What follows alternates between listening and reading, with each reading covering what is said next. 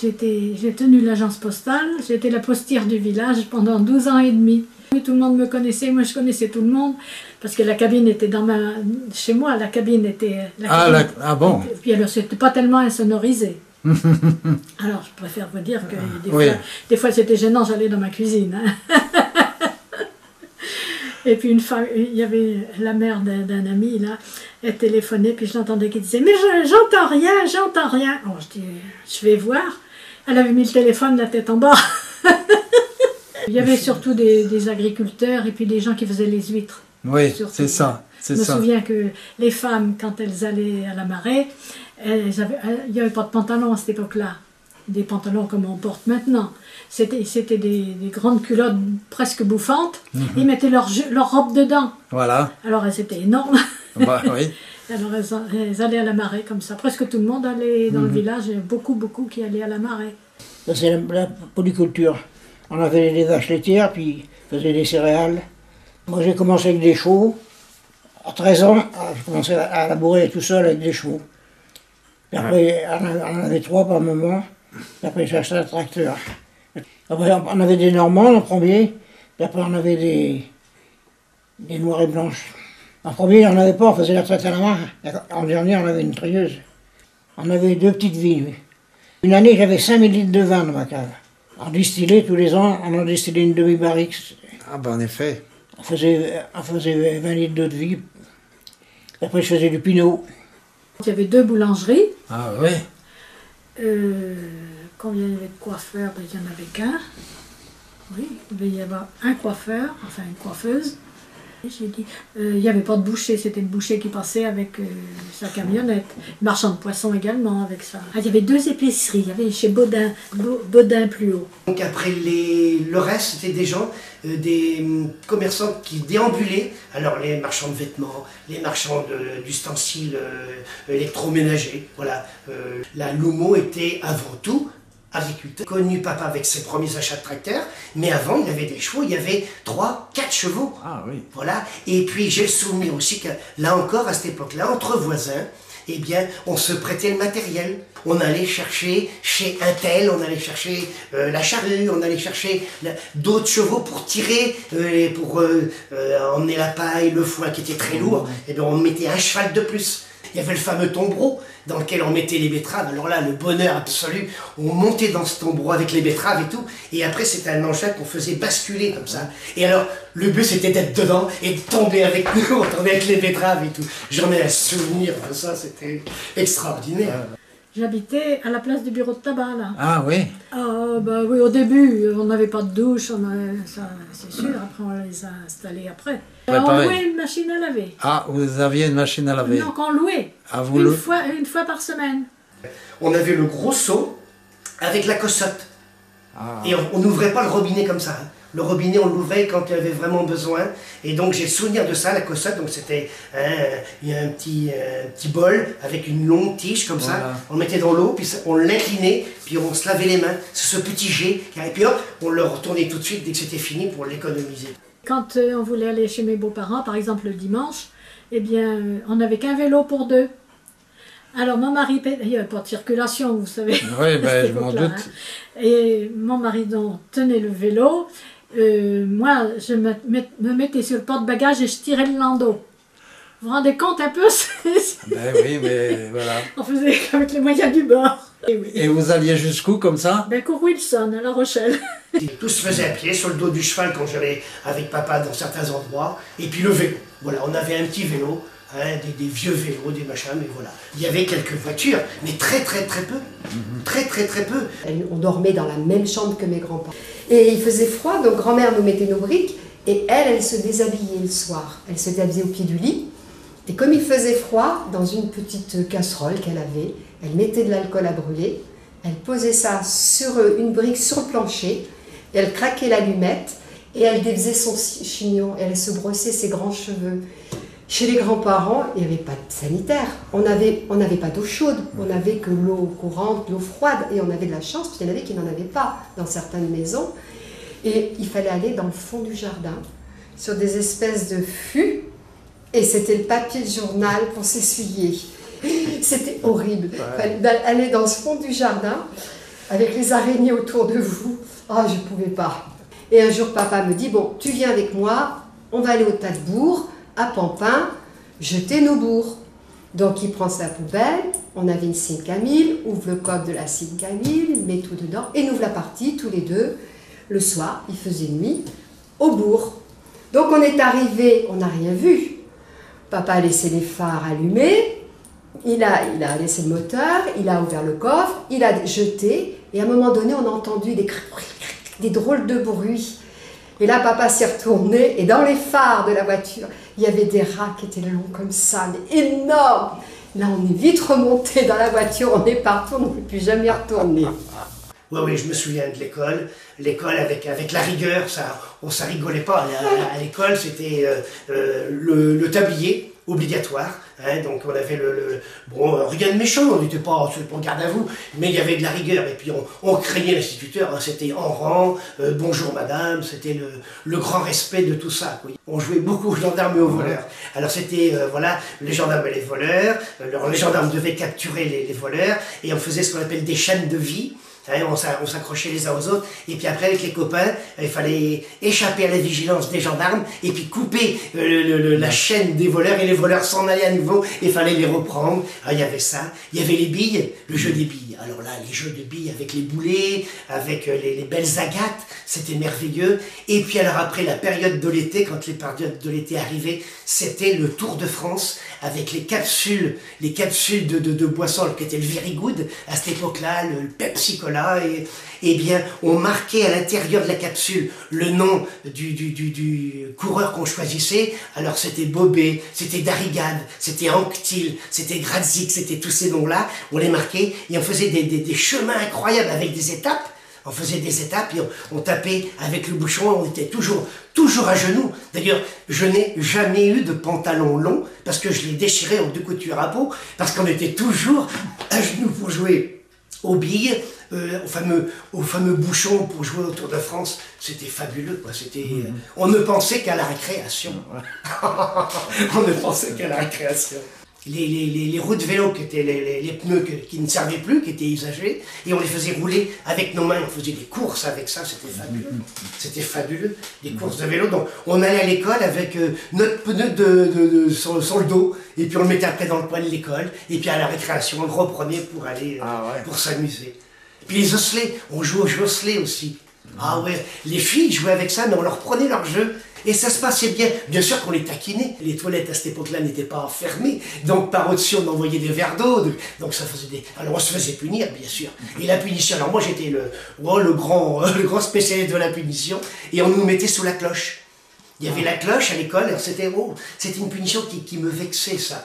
Et donc on allait à la cloche. Et bien sûr, les petits copains, ils se moquaient de vous. Et ils vous appelaient « Ah, la cloche, ah, la cloche ». Alors bien sûr, on le reluquait, on lui dit « Attends, bouge pas, toi ». Et quand l'école était finie, eh bien on se battait. Mais c'était une bagarre saine, c'était une bagarre... On n'a jamais ni sorti le couteau, ni le bout de bois, ni rien. Le but, c'était de s'immobiliser, en vérité. Voilà. On avait une façon de se battre qui était de la lutte, ni plus ni moins, de la lutte. Et puis, on se bloquait. Et puis alors maintenant, qui c'est le plus fort, hein? C'est toi ou c'est moi? Bon, t'as gagné. Voilà, on était contents. Puis ça suffisait. Toute ma jeunesse, c'est des jeux. C'est des moments de récréation, c'est des moments de... Voilà, le travail, oui, parce que papa me faisait travailler. On travaillait à la ferme. C'était une ferme, il fallait garder les vaches, il fallait chercher l'herbe au lapin, il fallait surveiller tout cela. Mais c'est que des souvenirs de copains, de voisinage, d'une vie très riche. Pour venir où j'habite, la rue de la Rochelle, avec les copains, parce que mes parents vendaient beaucoup de lait au détail. Il y avait beaucoup de gens du village, papa n'était pas le seul, mais beaucoup de gens venaient, et sa vente, sa production laitière, on avait quand même 12 vaches, entre 12 et 14 vaches, hein, et bien toute sa production, pratiquement, il la vendait au détail. Il la vendait au détail, donc les gens venaient à la maison chercher le lait, et bien sûr c'était tous des copains qui venaient, et on plaçait les bidons de lait à l'entrée et à la sortie de la rue, là, et on jouait au football avec les copains. Alors de temps en temps on arrêtait parce qu'on disait « Ah, fais une voiture !» Alors bon, on rangeait les affaires, puis hop, on les remettait, et de nouveau on jouait au football dans la rue. Quand on disait « Le manège va arriver », on allait à l'encontre de ce manège, et on était derrière, et on courait d'une jambe sur l'autre, on sautait parce que c'était l'événement, quoi. On allait monter le manège, c'était tout à fait ça. C'est fabuleux, fabuleux. Ça, alors le charcutier de l'époque était Monsieur Panetier, il amenait des saucisses, Et pour attraper les saucisses, le but c'était d'avoir toujours les mains dans le dos. Donc lui, il avait une gaule, au bout de cette saucisse, il avait un bout de ficelle, il attachait la saucisse, alors des saucisses longues comme ça, hein, des saucisses, et puis le but c'était de l'attraper avec les dents, hein, et puis ceux qui la tenaient, ben hop, il avait gagné la saucisse, alors il coupait, et puis on a ramené la saucisse à la maison. Mais souvent, il le faisait exprès, on était plusieurs à mordre dedans, vous auriez vu la tronche de la saucisse que tout le monde mordait dedans. Malgré tout, on ne restait pas à rien faire, hein, ça c'est... J'ai souvenir, aller chercher l'arbre au lapin, parce que mes parents ils avaient besoin d'aide, hein, vous dites, traire les vaches, faire boire les petits veaux, formoger, c'est-à-dire enlever le purin, la vieille paille des cochons, des vaches, il fallait transporter les bourrettes puis les balancer sur le tas de fumier, nettoyer les poulaillers, on était occupés. Les vaches, c'est toute ma vie parce que j'ai souvenir quand papa me faisait faire mes devoirs, quand j'étais donc petit enfant, eh bien je les faisais pendant qu'il tirait les vaches. Eh bien moi j'étais avec mon petit banc, je le suivais et puis je lui disais mes tables de multiplication, mes récitations et puis tous ces trucs là quoi. Voilà, donc j'ai un souvenir. Et l'hiver quand il faisait froid, eh bien on jouait dans l'écurie à vaches. Donc il y avait une chaleur, il y avait des odeurs. Ah, je vous en parle, mais c'est ça, elles sont présentes, quoi. L'odeur de la bouse de vache. Mais qu'est-ce que ça sent bon. Et puis comme me disait le médecin à l'époque, tant qu'il respirera ça, il tombera jamais malade, votre gamin. Ça dégage les bronches. C'est ce qu'il disait, quoi. On courait tout le temps, on courait après le ballon. Alors il y avait un ballon de football, on avait des ballons de foot qu'on récupérait, je ne sais pas comment, on avait des ballons de foot. Donc on jouait au football. Puis on jouait avec un rien, avec un rien. Alors entre autres, là, quand on tuait le cochon, la vessie de porc, qui est à l'origine dans les vessies de ballon, on l'a gonflée et tant qu'elle n'était pas crevée, on jouait avec ça. J'en ai un souvenir de ça. Alors c'était pas rond, ça allait dans tous les sens et tout. On jouait à ça. On faisait le catéchisme, donc organisé par le prêtre de la commune, et en même temps par les curés. Donc on avait le droit de rentrer dans ce parc du séminaire, qui était une zone interdite. On n'avait pas le droit d'y aller, attention, c'était les murs, ils faisaient 3 mètres de haut, et quand vous étiez gamin, ben, ils paraissaient très très très haut, et c'était un endroit où on n'avait pas le droit d'aller. Le seul moment où on avait le droit d'y aller, c'était le jeudi, puisque c'est le jeudi où on n'allait pas à l'école, donc il y avait les jours de catéchisme, donc là c'était fabuleux, et là on rentrait dans le parc du séminaire, et on avait le droit, alors là on jouait avec les prêtres, il y avait 80 séminaristes, et ils travaillaient énormément, on les entendait, ils travaillaient dans le domaine intellectuel et tout ça, et ils s'occupaient de nous. On faisait des séances de patronage, donc ils nous donnaient là, bien sûr l'éducation religieuse, hein, et moi j'étais enfant de chœur pendant 4 ans. Pendant 4 ans j'ai été enfant de chœur, et j'ai un souvenir de ça, et les parties de rigolade avec les curés, mais moi j'en ai un souvenir fabuleux, mais ils nous ont fait découvrir donc la rigueur. Ça c'est un truc, elle était à l'école aussi la rigueur, mais avec les curés ça rigolait pas non plus, hein, mais par contre des moments de rigolade fabuleux, ouais vraiment, des moments de jeu extraordinaires, la découverte du cinéma, de la lecture. Il y avait une vieille dame, mademoiselle Henriette, elle s'appelait Delaunay, son nom de famille, mais Henriette, elle était connue de tout le monde. Quand il y avait un décès, elle venait à chaque porte et disait « Oh tiens, un tel est mort ». Elle prévenait toute la commune comme ça. Ouais. On n'avait qu'un poste de radio qu'on avait acheté à la salle des ventes parce qu'on n'était pas très riches. Le radio, on n'écoutait que Radio Luxembourg dessus, on ne pouvait pas prendre autre chose. Ils m'ont pris à la mairie, alors j'étais à l'accueil de la mairie pendant 8 ans. Les tout premiers à voir la télévision, c'était monsieur et madame Dervaux. Ça avait 7-8 ans. Voilà. 7-8 ans. Ouais. En 58, 59. Et papa, la sienne, il a dû l'acheter en 59, 60. Et quand je suis arrivée à L'Houmeau, il y avait les anciens et les nouveaux. Donc à la plage de L'Houmeau, il y avait un endroit qu'on appelait le casino. Ça, c'était toutes les familles louméennes, les enfants de L'Houmeau, Dominique ou autres. Et nous qui venions de Pampin, on était à l'autre bout. Et il a fallu que petit à petit, on crée dans les années 69, oui, je crois me souvenir, 68-69, qu'on crée le club de Majorette, pour que là, on se rassemble. Et des nouveaux Louméens se sont investis un peu dans cette association de Majorette. Et c'est là où on a fait connaissance, c'est là où j'ai connu. Ah ben les battages. Ça durait un mois ici, de ferme en ferme. De ferme en ferme. Et des fois c'était une journée. Il y avait combien de fermes à peu près à l'époque? 22. 22. Il y avait des toutes petites, quoi. Nous, on avait notre batteuse en coopérative, on avait un moteur électrique. Alors là, il fallait le bourrer, parce qu'il ne fallait pas y en promettre. Il disait, il faut faire le sac à la minute, il disait. Les battages, c'était du boulot, mais c'était la Java le soir après. Il y avait des dockers qui venaient s'embaucher des fois, Ouais. pour porter les sacs. Ouais. Ils auraient resté toute la nuit à boire. Mais le lendemain, c'était d'attaque. Quand les moissons étaient finies, il y avait ce qu'ils appellent la fête des battages. Donc c'était en général un bal, une course de vélo avec tous les jeunes de la région. Donc ça, j'ai le souvenir de ça, quoi. Donc ça tournait autour du village, là. Ça a duré, alors il faisait plusieurs tours, mais on connaissait pratiquement tout le monde, quoi. Donc on applaudissait. Alors il y avait des lots qui étaient offerts, une prime d'argent. Moi j'ai souvenir maman, elle offrait un poulet, elle offrait un lapin. Prochaine étape, un lapin offert par Madame Jean. Et c'était, puis alors, il n'y avait pas qu'elle, mais tout le monde c'était ça. Le boulanger offrait autre chose. C'était, voilà, c'était des grandes fêtes. Oui, il y avait une bonne ambiance. Ah ouais. Quand je pense aujourd'hui, la place du village où il y a le restaurant là, parce que c'était loin d'être comme ça. Et bien sur cette place là, tout le village était concentré ici. Ouais. Aujourd'hui, mais on peut même pas imaginer. Mais vous vous rendez compte là? Et elle nous paraissait grande cette place. Elle nous paraissait grande. Il y avait les gorées aussi. On en fait 2 tous les ans. Tous les ans. Au début de l'hiver, puis l'autre à la fin. Oui. Et puis on en vendait un peu. On vendait un petit peu de. On faisait du civet. On faisait des boudins blancs, de la saucisse. C'est signe que c'était bon. Le pâté, on aurait mangé ça à pleine cuillère. Ah là là. Ah là là. Ah Le là là. matin, dans la matinée, avec le charcutier, eh ben, on mangeait chacun 2 grillades et 2 côtelettes. On mangeait ça, c'était bon. C'est pas comme maintenant. Le moment de la tuerie, c'était fabuleux. Alors à cette époque-là, c'était un charcutier qui venait, ou un monsieur qui connaissait le métier, et qui venait tuer le cochon, il le saignait, il le découpait en morceaux, et toutes les femmes et les messieurs du village, et après, ben, on cuisinait le cochon. Ça durait 3-4 jours. Et la semaine d'après, on allait chez l'autre voisin, et ainsi de suite, et tout le monde s'entraidait. C'était, voilà, il n'y avait pas... Oh, c'était bon, ce boudin, ces rillettes, ce pâté. Oh, j'en ai un souvenir, c'est fabuleux, fabuleux. On pleurait parce qu'il fallait éplucher les oignons, des sacs d'oignons. Alors nous, on était bons pour éplucher les oignons, quand même. Quand la tuerie des cochons arrivait, il y avait un principe qui était tous, autant qu'on montait, quand on était petits, on avait tous nos petits couteaux. On avait tous des petits couteaux dans la poche. Hein. Ça faisait partie, non pas d'une arme, mais d'un bagage qu'on avait quand on était... On avait un petit couteau qui servait toujours pour peler un fruit, pour manger un bout, enfin bref, bon. Et donc, quand on était débutants, hein, le monsieur, il arrivait avec son...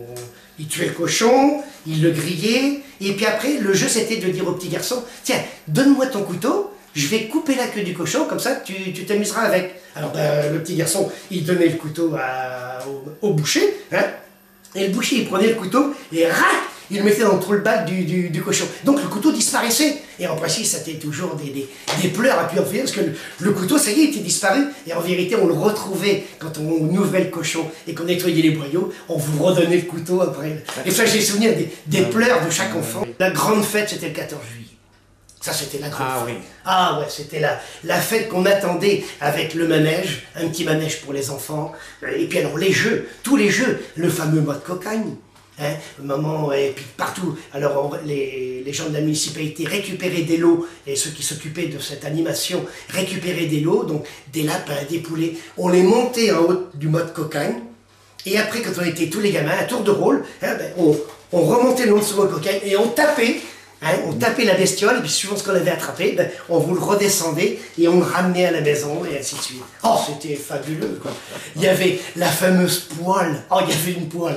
Alors, sur le mode cocagne, on accrochait une poêle, hein, une grosse poêle ancienne, comme ça. On y collait de la moutarde, mais comme il fallait, et il y avait de la pièce de monnaie, et on mettait une pièce de monnaie qui était 50 centimes, qui était enfin une petite pièce, et il fallait l'attraper, cette pièce de monnaie, soit avec le bout du nez, ou avec la langue, à la faire glisser les mains dans le dos, pour la faire tomber. Alors on se mettait de la moutarde partout, ça nous piquait le nez, c'était fabuleux. J'ai des souvenirs de ça, et tout le monde participait, les parents, tout le monde était là, parce qu'il y avait les jeux pour les enfants, bon ça c'était merveilleux, mais il y avait aussi, les parents participaient aux jeux. La course de sac, la course à l'œuf. Alors la course de l'œuf, c'était la cuillère à soupe, dans laquelle on mettait un œuf, bien sûr, alors il fallait se tenir les mains dans le dos, comme ça, et puis en ligne, une dizaine de personnes, hein, et bien on partait pour la course, puis il fallait pas faire tomber l'œuf. Oh, c'était comique. Oh, la course aux assiettes, ben pareil, voilà, sur la tête, voilà, la course aux assiettes, la course au sac. Donc dans les sacs les sacs de grains vides, les sacs de guano, comme on disait, Ouais. on rentrait là-dedans et puis on sautait et on sautait. Alors les chutes et tout, mais c'était vraiment un bonheur absolu. À Nouveau, il y a eu la guerre des mouches. Oh, oui. Il y avait les bourgs Pompins. Vous savez qui sont les Pompins? Entre Loumeau et Lalleux. Ah oui. Et ben c'était des noirs, il y avait des mouches partout dans les maisons. Et dans les carreaux, partout. Il fallait, à table, il fallait couvrir son verre et tout. Alors ça était mal, là. Et ben ça s'est réglé, c'est la tenancière du café, là, qui a mis le branle-bas. Il l'appelait la fine mouche, après. Elle appelait son restaurant la fine mouche. Alors ils ont bloqué l'entrée des bourgs, les camions ne pouvaient pas verser les bourgs, il y avait toute une histoire. Mais les mouches, c'est incroyable ce qu'il y avait. Hein. Ah ouais. Il y avait énormément de mouches par le fait d'avoir les vaches, donc les murs étaient noirs de mouches. On faisait un mouvement de main et elles s'en allaient, et c'était blanc dessous, parce que papa peignait régulièrement ses écuries à la chaux, mais mais des murs noirs de mouches. Alors moi, ça faisait un jeu. Là encore, tout est tourné jeu. Alors je me faisais respecter par ma maman. J'avais des élastiques et on tapait les mouches. Alors on faisait des concours avec les copains qui en tueraient davantage. Donc on tapait, puis alors on les éclatait sur les murs. Alors il y avait du sang, on se faisait respecter. Mais ça, j'en ai un souvenir de ça. Avec Marguerite, qui était une ancienne marchande de poissons, hein, Madame Echen, et qui est venue à Loumeau et qui était en haut des barricades. Parce qu'il y a eu des barricades, ils ont fait les barricades. Alors moi j'en ai un souvenir un petit peu parce qu'à cette époque-là, mon oncle, le frère de papa, était le maire de la commune, Monsieur Raymond Jean. Et à cette époque-là, eh bien, on ramassait tous les bourgs de la ville de La Rochelle, et puis eh bien, ça faisait des odeurs désagréables entre les rats et puis les odeurs, puis on ne recouvrait pas de terre ni rien. Donc il y avait une odeur nauséabonde qui était là et qui attirait les mouches, quoi. Donc il a fallu trouver un moyen, chose qu'ils ont très bien trouvé après. Ça a été une révolution. Et le restaurant s'est appelé La Fine Mouche suite à cela.